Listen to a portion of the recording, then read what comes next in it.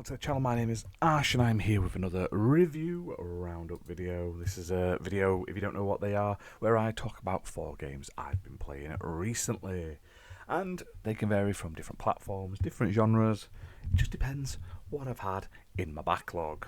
Now, we'll jump straight into the first game, which is 112 Operator. Now, this is a game I played on Steam. However, it's a sequel to 911 Operator, and it came to Xbox and PlayStation after previously being on PC and Nintendo.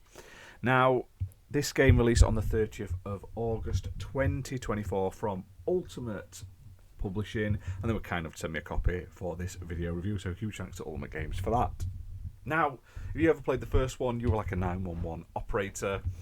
This one, more the same, but improves on it in every way. It's huge compared to the original game. I believe it's about 25 times bigger, featuring like real city maps with 3D buildings. You'll deal with like emergency calls and large scale events as well, from like disasters and stuff like that. And they've redesigned the campaign mode and everything to just make it just so much better.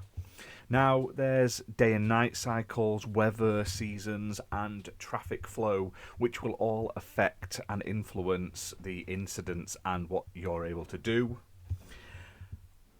There's a new fire mechanic added as well, so this is for like wildfires and things, so you have to sort of manage different units and make sure there's enough units there to cover the environment.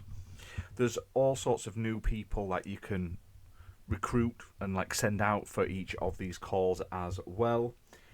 And it's really, really good. Like I say, it has a campaign mode, which is really nice, and it also has a free play mode. So once you've played through the campaign, you can then just sort of play to your heart's content.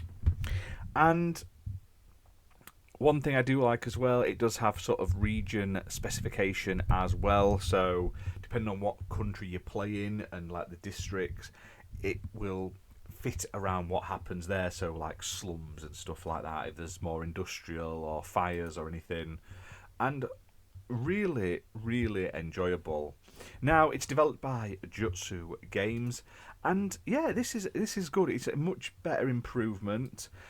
If you want to like imagine being a like a ambulance or a police dispatcher, then this is going to be right up your alley. It feeds you in nice with a good lot of tutorials, but it does ramp up the difficulty as it gets further into it. And it's basically a management style simulator. You're sort of overlooking the map and making sure all the things are happening that need to be happening. And yeah, it's all about dealing with like the stress and the anxiety of like, I need to get this done right away. So if you like that kind of thing, I definitely recommend checking it out. On Xbox, it's $20.99, and it's playable on Xbox One and Xbox Series X and S consoles, and it's also optimized for Series X and S as well. So there's tons of different areas. I think there's over 100,000 areas to deal with, and yeah, it's massive. Like I say, there's so much to do, so much to get involved with and stuff like that.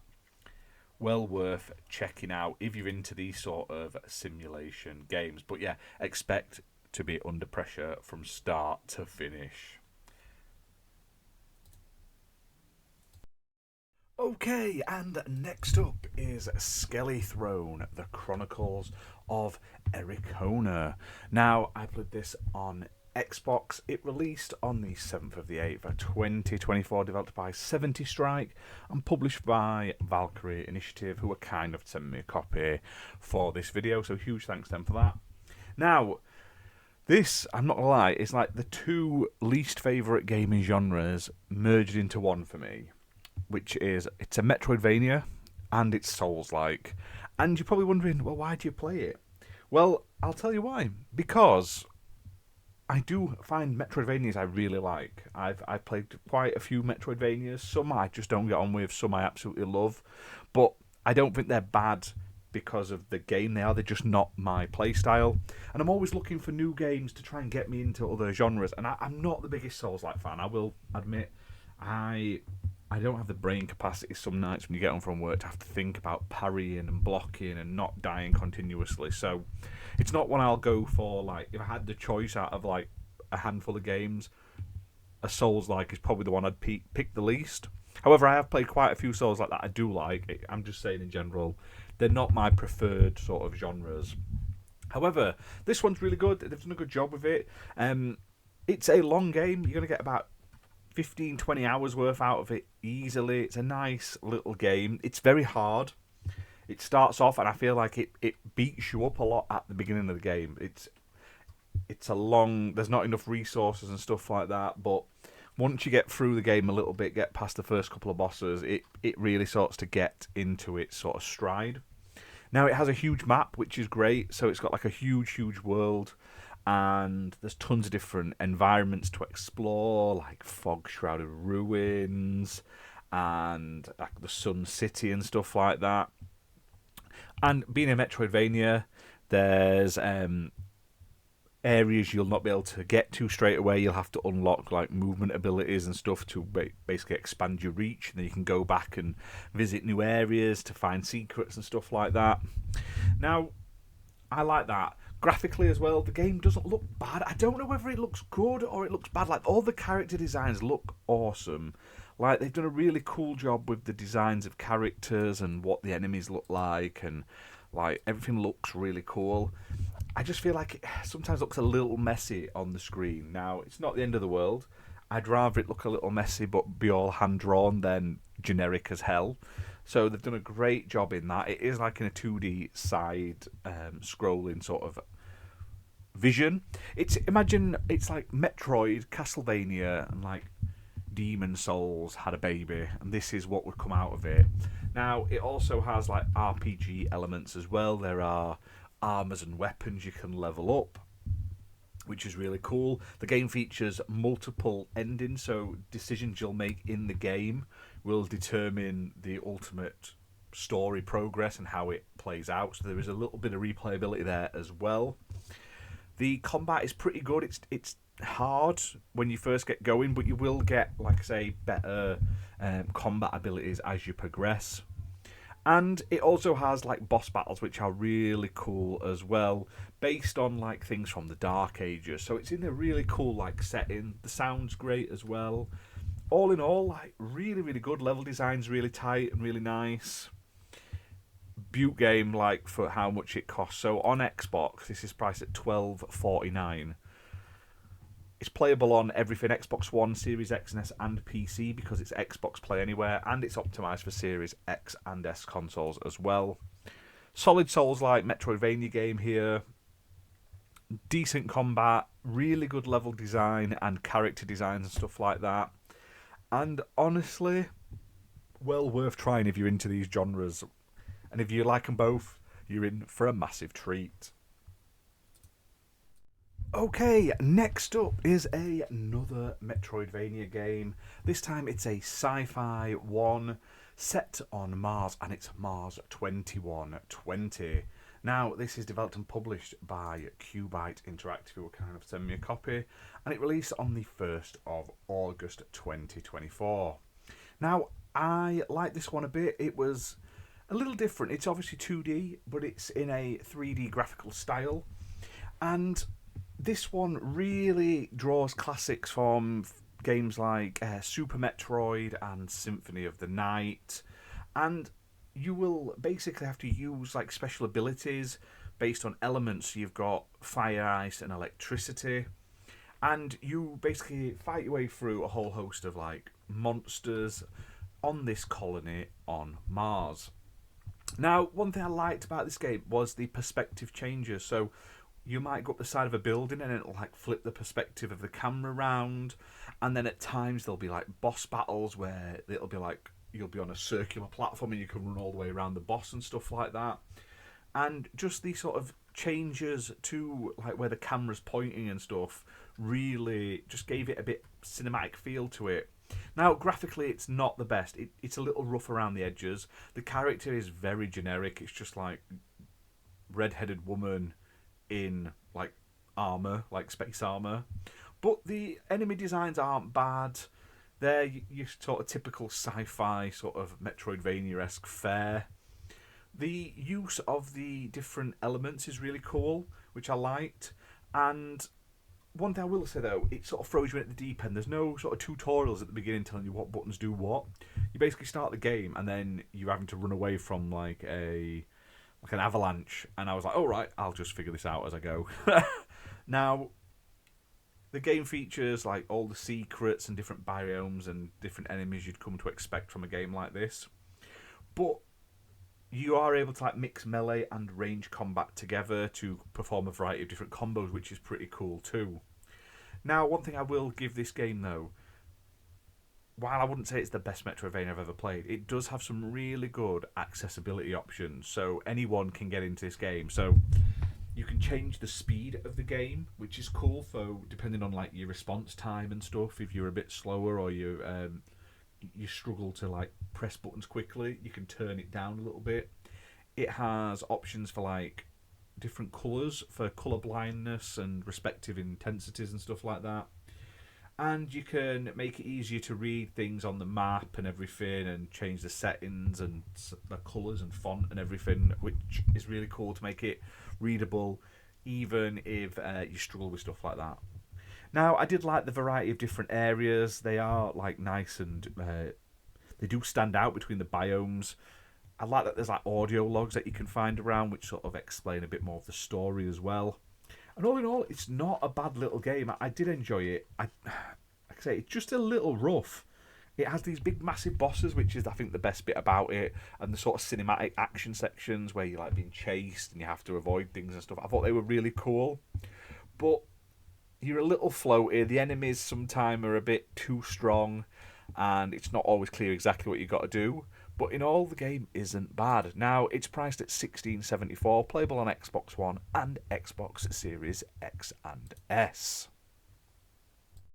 Okay, and last up is a game that I honestly used to love as a kid. I had it on the PS1.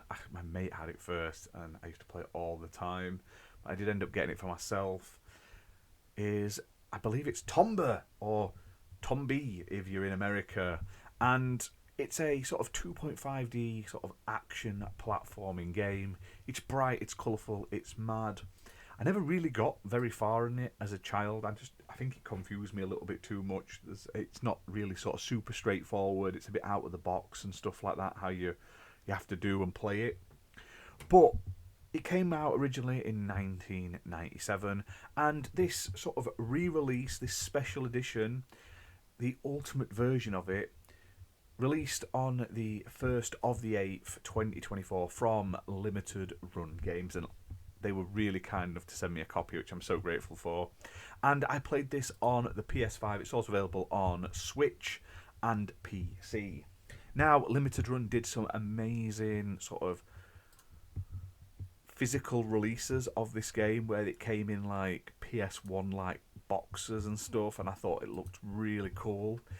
However, I think they've all sold out long ago, but you can still pick it up digitally. Now, this is a very faithful recreation of the original game, down to the T. It just obviously it works on modern systems, so it'll run in HD, it'll run on your HDMI, run at 4K. It's basically emulated. I don't think there's anything really changed in that sense. However, there are some quality of life updates. Now, I love these things when they put them in retro games. Save anywhere. Yes, please. Rewind. Always useful. You can toggle analog control on and off. So just basic little quality of life improvements, which always make retro replaying better without changing the core game. Now, there's also a new remastered soundtrack from the original composer Harumi Fujita, which is really good, and you can switch between the original and the remastered soundtrack when you want. He did like a Mega Man 3 and Ghost and Goblins, which is really cool. And then one thing I do like about these retro releases is when they throw in like extras. So it does have a museum section which has like adverts, original drawings, pictures, never before seen developer documents, like pictures of manuals and stuff like that, and a interview with the creator of the game, Tokuro Fujiwara, who obviously did like Resident Evil and Ghosts and Goblins and Mega Man X, and that's a really, really, really good watch. I think that's probably one of my favourite things about the release is the extra interview. Always adds a little bit extra to these sort of releases. Gameplay is great, runs exactly how I remember it looking. It's the art style that I used to love. I always used to feel like it looked a bit like he was made out of clay. He was like 3D, and it proper chunky when he was jumping on the pigs and stuff like that. It's a really good game, full of like platforming sections. You're having to like jump on enemies and ride them and stuff. There's like little quests you've got to do and everything. It's a really, really awesome game, and I hope it's done well enough that they re-release, remaster the second game in the series, because that's just as like rare to get nowadays as anything. Now this is available on PlayStation, priced at $15.99. Like I say, it's also on PC and Nintendo Switch. Is PS5 exclusive, so it's next gen only, but it's worth getting. If you've never played this originally, you should get it. It's such a unique experience. It's one of those weird and quirky sort of Japanese games that just doesn't make sense. You can't explain, but it's just really, really fun.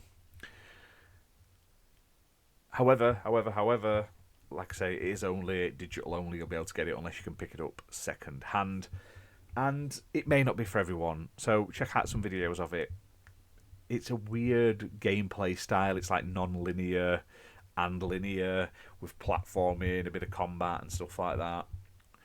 Quests, like you've got to explore and find like treasure and stuff like that. It's weird, it's wonderful, but it's well worth checking out. And if you've played it originally on the PS1, you're gonna love playing this. It is literally the best version of the game I've ever played.